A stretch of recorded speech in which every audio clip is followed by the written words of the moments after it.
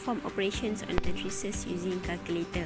So based on the past year question just now, so let us try to solve the question using calculator. So this is basically to check answer. Alright, so first we switch on the calculator. Then we need to find the mode matrix. Alright, so we press menu here. Then we can see the matrix symbol here. So we scroll next.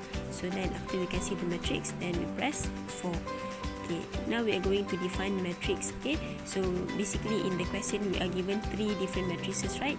So we are going to define all the 3 matrices. So let's start with matrix A.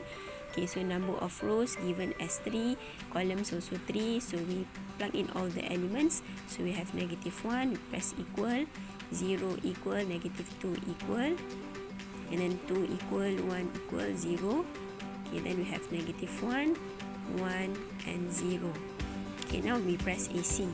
Now we need to define matrix B. So again we press menu. We choose 4 matrix and we will define matrix B. So matrix B is given as 3 by 2. So 3 by 2 matrix. So we plug in the elements. So we have 1, -1, we have -1, 0, and 2, -1. Then after we have keyed in all the elements, we press AC. Now we want to define matrix C.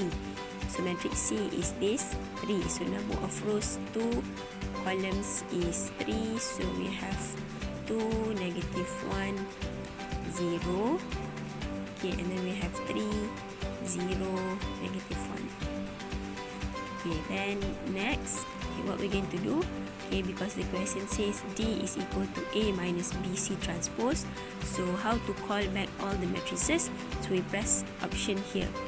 So we press 3 for matrix A, minus with this one because it's a transpose of B multiply C, right? So we need to choose transpose first.